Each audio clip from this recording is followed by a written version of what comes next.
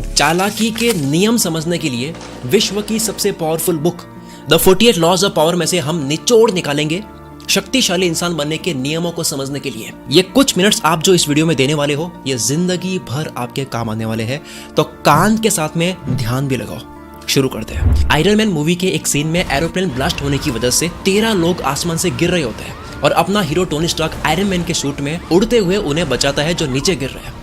तो जब वो 2 लोगों को बचा लेता है यानी कि पकड़ लेता है उन्हें, उसके बाद में टोनी स्टार्क बोलते हैं अब केवल 11 और बचे हैं। सिर्फ 2 बचाने के बाद एटीट्यूड बोलता है कि 11 और बचे हैं, जैसे मानो 11 बचा करके बोल रहे हो कि 2 ही बचे हैं। Positive attitude. दूसरे सीन में एक एआई रोबोट होता है जिसका नाम होता है जार्विस, और जार्विस को काम दिया जाता है एक हथियार को समझने का। टोनी स्टार्क रोबोट से बात करते हैं, कहते हैं कि क्या स्टेटस है, कितना समझ पाए हो। तो रोबोट रिप्लाई में कहता है इसके कुछ हिस्से मुझे समझ में नहीं आ रहे हैं। तो टोनी सर वहां पर नाराज ना होकर कहते हैं यानी कि कुछ समझ में आ रहे हैं। इसे बोलते हैं पॉजिटिव साइड को देखना, समझदारी से चीजों को देखना। एक बार टोनी स्टार्क को आयरन मैन के सूट को लेकर के कोई बोलती है कि तुम्हारा ये भद्दा धातु का सूट भंगार में बिकेगा, तो टोनी स्टार्क ने फट से जवाब दिया हाँ यही तो मेरा प्लान है। दूसरा होता तो लड़ता चिढ़ता या बहस करता।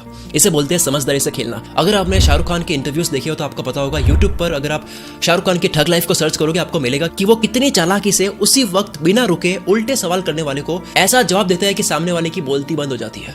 कि कार सिर्फ कार है, कला हमारे पास है इसलिए हम कलाकार हैं। सुपर बोला ना मैंने, सुपर बोला। हमें वो लोग पसंद है जो टफ कंडीशन में भी कूल बने रहते हैं, जो पॉजिटिव साइड को देखते हैं, जो पॉजिटिव एटीट्यूड रखते हैं, जिसका सबसे बड़ा एग्जांपल है मनी हाइस्ट के प्रोफेसर, जिससे हम सब इंप्रेस हुए हैं उनके टफ कंडीशन में भी स्मार्टनेस को आजमाने को लेकर। इंसान क्या चाहता है? इंसान पावर चाहता है, सत्ता चाहता है, शक्ति, अपना दबाव बनाना चाहता है, और पावर मिलती है समझदारी से, चालाकी से, होशियारी से। ओझा सर कहते हैं राजा बनने के लिए बस एक ही चीज का विकास जरूरी है, समझदारी। मैं आपको इस वीडियो में शक्तिशाली बनने के ऊपर विश्व की अब तक की सबसे powerful book the 48 laws of power में से मेरे कुछ फेवरेट लॉज बताने वाला हूं। शुरू करते हैं। पहला law, always say less than necessary. जरूरत हो उतना ही बोलो। मेरी फेवरेट मूवी जॉन विक में जॉन बहुत कम बोलता है, पर जब भी वो बोलता है सुनने के लिए कान खड़े हो जाते हैं। ये सिर्फ हमें लगता है कि ज्यादा बोलकर या फिर अच्छी बातें बोलकर आप सामने वाले को इंप्रेस करोगे, पर नहीं, आप कॉमन लगते हो। अपनी स्कैरसिटी बनाओ। स्कैरसिटी मतलब कोई भी चीज जो बहुत कम होती है, कम चीजों की वैल्यू होती है। प्लस ज्यादा बोलने से आपके फंसने के चांसेस ज्यादा होते हैं, आप रिवील ज्यादा होते हो, आप ज्यादा खोल जाते हो। नेक्स्ट लॉ है get others to do the work for you but always take credit. दूसरों से काम करवाओ पर नाम अपना करो। थॉमस एल्वा एडिसन, जो बल्ब के आविष्कार की वजह से जाने जाते हैं, उन्होंने बहुत खोजे या प्रोजेक्ट पर काम दूसरे वैज्ञानिकों से करवाया, जैसे निकोला टेस्ला, और उनको पैसे देकर उस प्रोजेक्ट को खरीद लिया और अपने नाम के साथ में लॉन्च कर दिया। एक लीडर खुद काम नहीं करता है, उसके लोग काम करते हैं, पर नाम लीडर का होता है। कई फेमस लोग, सेलिब्रिटीज, बिजी होने की वजह से वो अपनी किताब नहीं लिख पाते हैं, किसी से लिखवा करके वो पब्लिश करते हैं। क्रेडिट ले जाता है वो फेमस इंसान, वो सेलिब्रिटी जिसने लिखी नहीं थी, और लिखने वाले को सिर्फ एक बार पेमेंट मिलती है। इसे बोलते हैं घोस्ट राइटिंग। स्टीव जॉब्स ने खुद ने कोडिंग नहीं करी, खुद ने प्रोग्राम्स नहीं बनाए, खुद ने कंप्यूटर नहीं बनाया, फोन नहीं बनाया, पर एप्पल का नाम सुनते ही किसका नाम याद आता है? अगला लो है win through your actions never through your argument. बातों से मत जीतो, साबित करके, कुछ करके जीतो। एक समझदार इंसान जब बेवकूफ इंसान से बहस करता है, तब बहस शुरू होते ही वहां अब 2 बेवकूफ हो चुके हैं। बहस मत करो, साबित करो। 3 इडियट मूवी में आपने देखा होगा कि आमिर खान करीना को बोलकर नहीं समझाता है कि तुम्हारी शादी एक गधे से हो रही है, बल्कि एक्शन से समझाता है। जैसे वॉच गुम होने का नाटक करवा दिया ताकि उसका रिएक्शन दिख जाए। What? You lost the watch? अरे कोई नहीं यार, नहीं ले लेना। अरे चालाकी थी।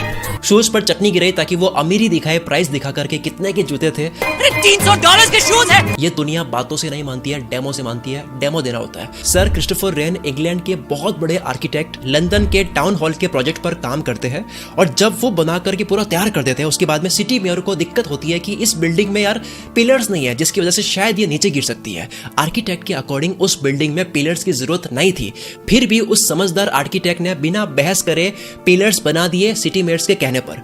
कुछ सालों के बाद में जब उस बिल्डिंग में रिनोवेशन का काम चल रहा था, तब वर्कर्स ने देखा कि यार ये जो 2 पिलर्स है, इनके ऊपर तो जोर आ ही नहीं रहा है, ये तो छत से अटैच्ड है ही नहीं, तो ये पिलर्स केवल शो के लिए क्यों लगाए गए? फिर हिस्ट्री में देखा तो पता लगा कि इस समझदार आर्किटेक्ट ने बिना बहस करे ये 2 पिलर्स सिटी मेयर्स के कहने पर लगा दिए थे, जबकि जरूरत नहीं थी। आर्किटेक्ट ने खुद के डिजाइन के साथ में कॉम्प्रोमाइज भी नहीं करा और सिटी मेयर के लोगों को भी नाराज नहीं किया।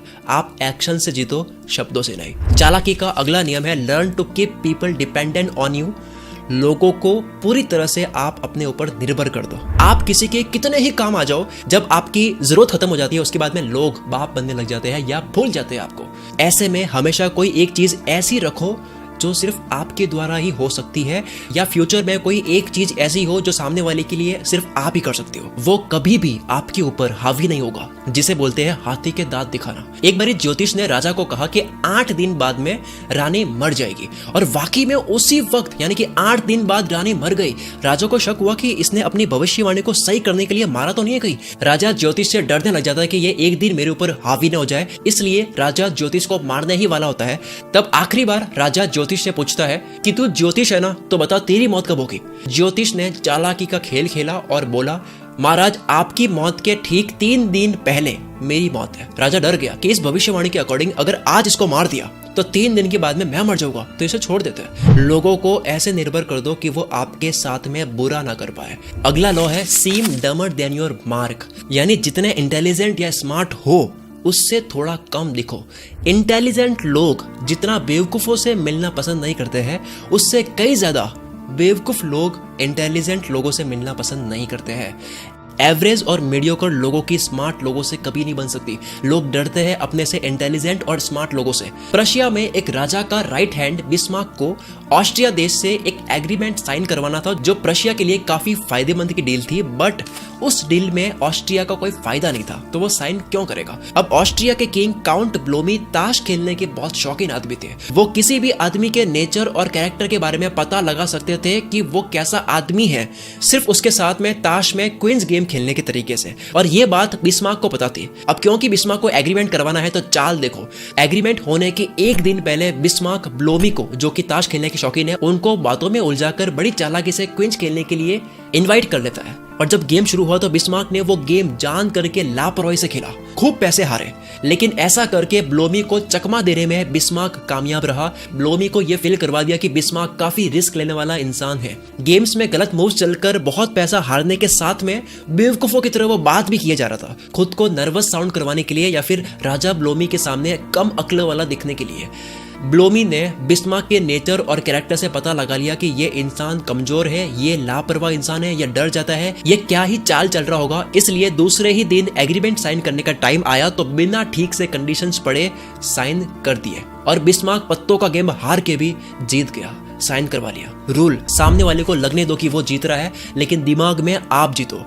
Play smart, act like you don't notice anything. आप मेरी वीडियोस को देख करके चालाकी और समझदारी सीखो, पर चार्ली चैपलिन की बात भी याद रखो, जो कि है more than cleverness we need kindness and gentleness. यानी दुनिया में चालाकी के साथ नर्मता भी जरूरी है। चालाकी से आपको खुद को बचाना है, ना कि दूसरों को दबाना है। आई होप इतना काफी था। वैसे हाँ, इंसान के अंदर भोलापन, बचपना और पागलपन ये कभी मरने नहीं चाहिए, ये कभी खत्म नहीं होनी चाहिए। वॉल्ट डिज्नी ने कहा है कि चालाक और जिसमें बहुत दिमाग है वो कभी भी कुछ नहीं समझ सकता। इनका मतलब है कि ज्यादा समझदारी आपको कुछ चीजें सीखने से रोकती है, तो बैलेंस होना चाहिए।